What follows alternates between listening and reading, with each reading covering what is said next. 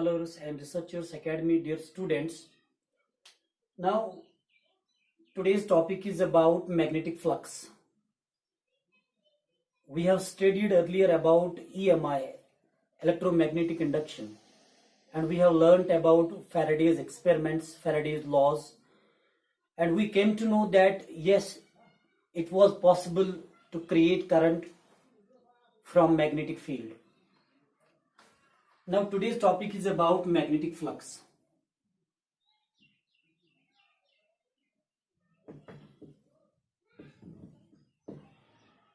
The symbol of the magnetic flux is phi b.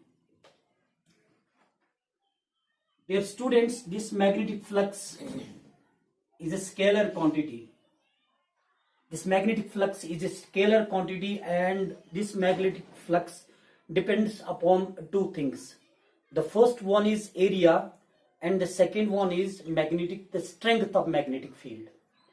If the strength of the magnetic field is moved, then it means that the magnetic flux is moved. Suppose if we have this much of area, अगर हमारे पास इतना ज्यादा area है और यहाँ पे as I said in previous class, यहाँ पे हम जो मैग्नेटिक फील्ड की स्ट्रेंथ है वो यहाँ पे 10 मैग्नेटिक फ्लक्स जो है 10 और 10 लग रहा है, दैट मीन्स 40 मैग्नेटिक फ्लक्स हैं. अब हम दूसरा एरिया लेंगे इसी साइज का, तो उस पे अगर मान के चलिए 20 लग रहा है, विच मीन्स 80 फ्लक्स. तो यहाँ पे जो है हम ये कह सकते हैं कि फ्लक्स जो है मैग्नेटिक फ्लक्स वो ज्यादा है, उसकी स्ट्रेंथ ज्यादा है. तो two things we came to know. First, it depends upon area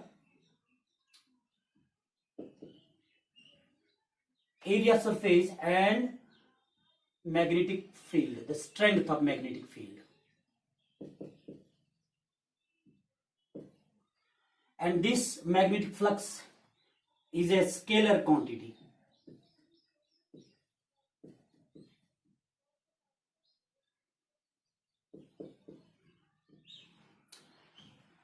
Now the question is how we are going to calculate magnetic flux. Now the question is how we are going to magnetic flux.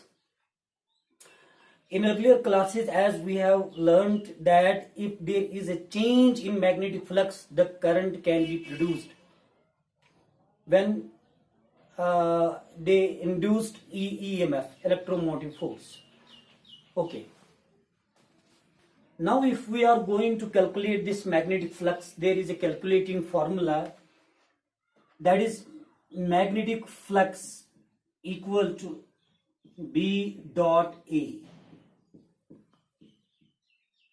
Means if we know how much amount of magnetic field is there and how much area is there in meter square, then we can calculate this magnetic flux with the help of this formula. We know that this is a scalar product. This is a dot product. When there is a dot product between quantities, then the result is always a scalar quantity. That is why this magnetic flux is scalar quantity.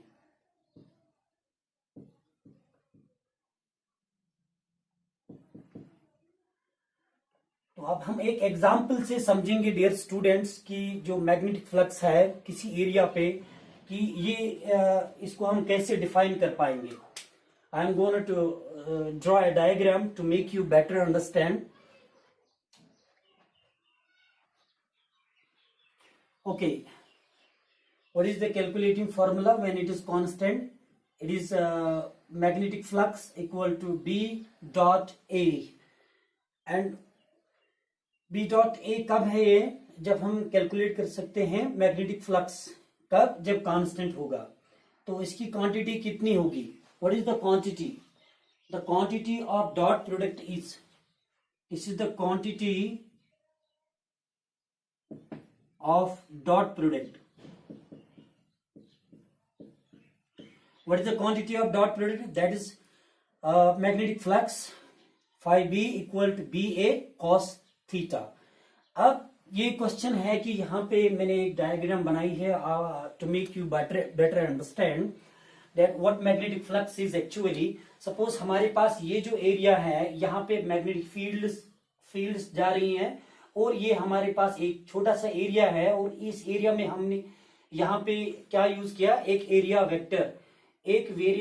Vector और दूसरा ये जो है ये magnetic field है यहाँ पे। इसके बीच में, इस मैग्नेटिक फील्ड लाइन के बीच में ये जो एंगल बन रहा है दैट इज थीटा। यहां की मैं बात कर रहा हूं, that is theta. This angle is nothing, this angle is between magnetic field and this area vector. आप ये मत समझिए कि ये जो मैग्नेटिक फील्ड, ये थीटा जो है ये मैग्नेटिक फील्ड और एरिया के बीच में है। ये थीटा जो है ये एरिया और मैग्नेटिक फील्ड के बीच में नहीं है। ये जो थीटा है ये मैग्नेटिक फील्ड और एरिया वेक्टर के बीच में है, एरिया वेक्टर के बीच में है, जो कि नॉर्मल है किससे, दिस सरफेस से। अब ये समझाने के लिए यहां पे मैंने लिखा कि जब हम इस फॉर्मूला की जो क्वांटिटी डॉट प्रोडक्ट की है वो है flux B A cos theta.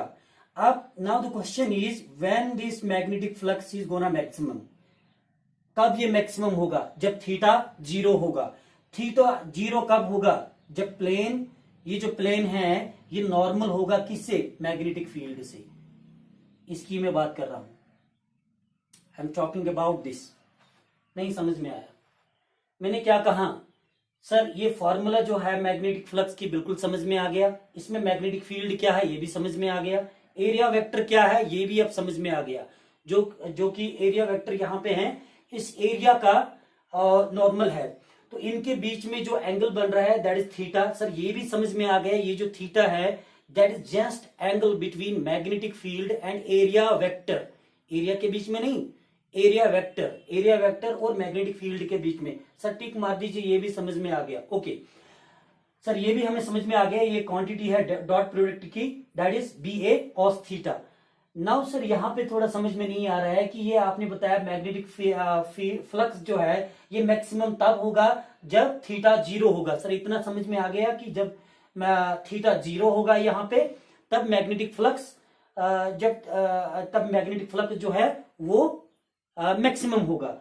And then ये जो प्लेन है यहाँ पे ये नॉर्मल है मैग्नेटिक फील्ड से, ये एरिया प्लेन जो है ये नॉर्मल है किससे, मैग्नेटिक फील्ड। सर यहाँ पे हमें समझ में नहीं आ रहा है, यहाँ पे थोड़ी गड़बड़ी हो रही है।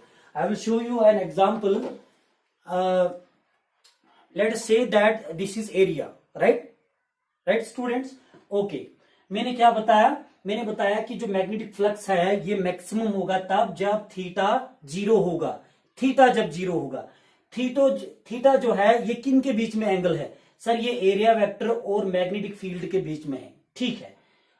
अब कब 0 होगा, when plane is normal to B, when plane is normal to B. That means अगर हम, ये मैग्नेटिक फील्ड लाइन है, ये एरिया है, अगर हम ऐसे करेंगे ये 90 डिग्री पड़ रहा है, राइट। ऐसे लेंगे ये कितना हो गया, 90 डिग्री है, राइट, ठीक है। ये मैग्नेटिक फील्ड लाइन है, ये एरिया है। सर इतना समझ में आ गया, ये जो प्लेन है ये 90 डिग्री है किससे, मैग्नेटिक फील्ड से, ये आप देख सकते हैं, ठीक है। ये जो एरिया है ये नॉर्मल है किससे, इस मैग्नेटिक फील्ड से, ये एक मैग्नेटिक फील्ड लाइन है। सर ठीक है। नाउ द क्वेश्चन इज कि ये जो थीटा 0 है, ये angle between B and magnetic field and area vector जो है ये कैसे हैं, आप समझ सकते हैं। देखिए ये मान के चलिए ये जो एरिया वेक्टर और मैग्नेटिक फील्ड के बीच में जो एंगल है that is what, that is 0। 0 कब होगा, जब ये इनके बीच में ऐसे एंगल बनेगा। नहीं समझ में आ गया, जब थीटा जो है इनके बीच में एंगल बनेगा। जरा मुझे बताइए, इनके बीच में ये मैग्नेटिक फील्ड लाइन है and this is area vector. ये एरिया वेक्टर जो है इनके बीच में कितना एंगल बन रहा है, सर आप दिख रहा है, दैट इज 0। सर 0 बन रहा है, ठीक है ना, इतना समझ में आ गया। तो जब ये थीटा 0 होगा तब मैग्नेटिक फ्लक्स कितना होगा, मैक्सिमम होगा, ठीक है। और ये प्लेन क्या है, अभी ये प्लेन जो है that is normal to B, that is normal to B. मान के चलिए ये वाला जो मार्कर है ये मैग्नेटिक फील्ड लाइन है, ये इस एरिया, ये एरिया है क्या इसका, that is normal. Okay,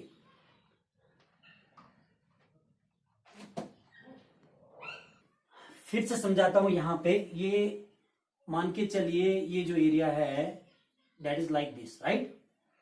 okay, ये मान के चलिए ये एरिया वेक्टर है, और ये जो है that is what, magnetic field line. Area vector है दैट इज मैग्नेटिक फील्ड। तो इनके बीच में कितना एंगल बन रहा है सर, सिंपली थीटा जो है वो 0 है, क्योंकि लाइन ऐसे जा रही है। तो दैट मीन्स जब थीटा 0 है उस स्थिति में, इस केस में हम कह सकते हैं कि जो मैग्नेटिक फ्लक्स है, जो मैग्नेटिक फ्लक्स है that is maximum. Is that clear? I hope कि अब आपको ये समझ में आ गया कि ये जो एंगल है ये मैग्नेटिक फील्ड और वेक्टर एरिया के बीच में है। और ये मैंने यहां पे समझाया कि कैसे ये 0, ये थीटा कैसे 0 है। जब ये स्थिति आएगी तो ये समझ लेना dear students, then the magnetic flux is maximum. ये मिनिमम कब होगा सर, ये जो मैग्नेटिक फ्लक्स है when it will be minimum. Okay okay, second स्थिति में क्या होगा, ये जो मैग्नेटिक फ्लक्स है ये मिनिमम कब होगा, ये मिनिमम तब ही होगा जब 0 होगा, राइट। लेकिन ये 0 कब आएगा, ये 0 तभी पॉसिबल है dear students when the theta is 90 degree. Okay, when the theta is 90 degree then the cos is 0, right, then the cos theta is 0। तो ये कब, ये सेकेंड स्थिति जो है ये कब, ओके, सेकेंड केस में मैग्नेटिक फ्लक्स कहां पे मिनिमम होगा, मैंने बताया जब 0 होगा। 0 कब होगा, जब थीटा 90 डिग्री होगा। थीटा है क्या, the angle between area vector and magnetic field. तो 90 डिग्री तब कॉस थीटा कितना होगा, तब कॉस थीटा 0 होगा, राइट। ओके, ये इस सेकंड स्थिति में सर उस पहले कंडीशन में हमें समझ में आ गया कि प्लेन जो है वो नॉर्मल है। सेकेंड कंडीशन में प्लेन क्या है, नॉर्मल है या कुछ और। सेकेंड सिचुएशन में जो प्लेन है वो अलोंग मैग्नेटिक फील्ड है। अलोंग मैग्नेटिक फील्ड का मतलब ये समझ सकते हैं आप कि मान के चलिए अभी मैंने बताया कि ये जो एरिया है ये प्लेन है, ठीक है ना। अभी जो है ये अलोंग है, राइट, मीन्स अभी इसके साथ है। ओके, ये मैग्नेटिक फील्ड लाइन है, ये एरिया है। सो ये जो ये एरिया वेक्टर है, ये मैग्नेटिक फील्ड लाइन है, ये प्लेन है। Okay, then simply we can say कि जो इनके बीच में एंगल बन रहा है आप देख सकते हैं, this is area vector, this is magnetic field line. The angle between area vector and magnetic field line is what, that is 90 degree. कब 90 डिग्री है, अब एरिया वेक्टर को हटाइए, जब ये एरिया जो है, जब ये प्लेन जो है ये अलोंग है किसके साथ, इस मैग्नेटिक फील्ड लाइन के साथ। तो उस स्थिति में जो क्या है कि जो मैग्नेटिक फ्लक्स है that will be minimum. Now if we need to measure the magnetic flux in non uniform. अभी तक हमने देखा कि यूनिफॉर्म में था, अब नॉन यूनिफॉर्म में देखेंगे। मान के चलिए अगर हमें इस एरिया का जो है, इस एरिया का मैग्नेटिक फ्लक्स जो है वो हमने कैलकुलेट करना है, ठीक है डियर स्टूडेंट्स। यहाँ पे हम देख सकते हैं कि अलग अलग दिशाओं में यहाँ पे मैग्नेटिक फील्ड लाइन जा रही है। तो ये हमने एक एरिया लिया है। तो डियर स्टूडेंट्स ये जो है यहाँ पे पहला एंगल इनके बीच में, एरिया वेक्टर और मैग्नेटिक फील्ड के बीच में यहाँ पे लाइन एंगल जो है that is theta, and here also it is theta, right, and here also it is theta. यहाँ पे एंगल बन रहा है, ठीक है। और ये जो सारा एरिया है उसका नाम हम एस रखेंगे। तो इस स्थिति में कैसे हम कैलकुलेट करेंगे मैग्नेटिक फील्ड, कैसे कैलकुलेट करेंगे ये, जबकि ये नॉन यूनिफॉर्म है, नॉन यूनिफॉर्म।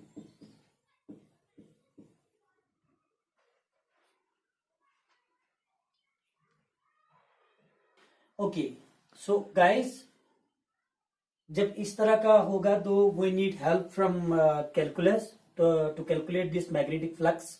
तो हम कैलकुलस का मदद लेते हैं और यहाँ पे जो है हम इसका जो है लेंगे B D S cos theta. S is their surface, D S is their surface and B is magnetic field and cos theta is just angle between area vector and magnetic field. तो इस situation में हम किस चीज की help लेते हैं? ऐसी सिचुएशंस में हम किस चीज की हेल्प लेते हैं? द आंसर इज सिंपल, हम कैलकुलस की हेल्प लेते हैं। कैलकुलस की मदद से हम ये कैलकुलेट कर सकते हैं। ठीक है, मदद से जब हम लेंगे तो हम फॉर्मूला जो है वो इस प्रकार लिखते हैं, integral of B D S. B is magnetic field there, D S is just the surface of this point. यहाँ पे ds है, यहाँ पे ds है, here is ds, right. Magnetic field यहाँ पे भी है, B D S cos theta, same is here, same is here. Okay, तो हम लेते हैं हम लिखते हैं कैलकुलस की वे में लिखते हैं। तो जब हम कैलकुलस की में फॉर्मूला लिखते हैं तो we write is integral B D S cos theta. Now you can see guys कि ये जो सारा सरफेस है इस पूरे का, तो हम ऐसे लिखेंगे एस करके। तो ये हमारे पास एक फॉर्मूला आई है,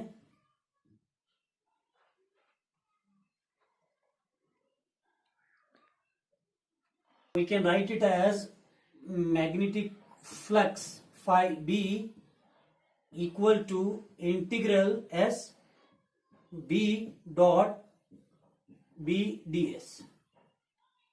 So this is the formula to calculate the magnetic flux in these situations. We are using this when we are having this variable.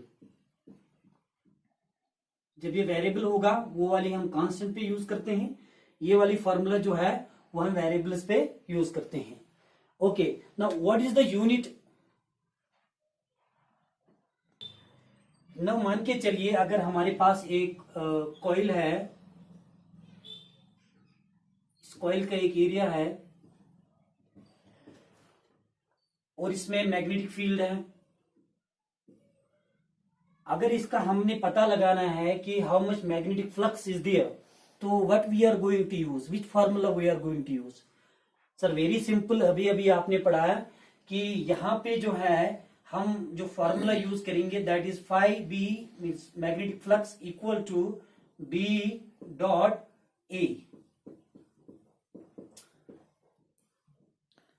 ठीक है, अब मान के चलिए कि यहाँ पे जो मैग्नेटिक फ्लक्स है ये एक सिंगल कॉइल है और एक सरफेस में इसके साथ लिंक कर दूं, तो फिर उस स्थिति में मैं मैग्नेटिक फ्लक्स कैसे कैलकुलेट कर सकूं? तो आंसर इज सिंपल, एक 2 ऐड करके मल्टीप्लाई करना है यहाँ पे 2 के बी डॉट ए को मल्टीप्लाई करना है 2 से, दैट इज इट। अगर n नंबर होगा, अगर n number of surfaces, n number of coils, n number of turns हम यहां पे लिंक कर देंगे, तो उस स्थिति में क्या है n बी ए। ये किस स्थिति में है ये वाली formula? When there are number of turns. So simple, first case में there is a single turn only, then we are going to use to measure magnetic flux, that is phi b equal to b dot a. A is just area, b is magnetic field. Then अगर और एक surface के साथ link कर देंगे, then the formula is phi b equal to 2 add करना है, multiply करना है, that is it. ऐड नहीं मल्टीप्लाई करना है। Okay, and if we have n number of terms, then we are going to use the small n ba, that is it. Now what is the measuring unit of this magnetic flux? Very simple, अब आप जान चुके होंगे dear students, magnetic flux का जो unit है जिसके through हम मेजर कर सकेंगे दैट इज वेबर। इस वेबर को आप इस प्रकार भी लिख सकते हैं, you know that this magnetic flux is equal to B dot A, B जो है ये मैग्नेटिक फील्ड है, we know that the measuring unit of magnetic field that is tesla, and this is area, means the unit of area is metre square. तो tesla metre square या weber, that is the unit of what, that is the unit of magnetic flux. Students, I have a question कि अगर मान के चलिए हमारे पास जो मैग्नेटिक फ्लक्स है that is 10 tesla, okay, and area जो है दैट इज सॉरी, जो मैग्नेटिक फ्लक्स है that is 200 tesla, and area जो है that is 10 metre square. Can you calculate the intensity of this magnetic field? आप भी calculate कर सकते हैं। आप वीडियो को पास करके मुझे आंसर बताइए कि क्या निकला है। ठीक है, तो वेरी सिंपल है डियर स्टूडेंट्स, ये बी डॉट ए है, जो मैग्नेटिक फ्लक्स है that is 200 tesla equal to B, हमें नहीं पता, the intensity of magnetic field, okay, dot A कितना है that is 10, that is B को अगर हम निकाल लेंगे तो वो बन जाएगा 200 अपॉन 10, 0 0 कैंसिल, दैट मीन्स हमें क्या निकलेगा, दैट इज 20 टेस्ला।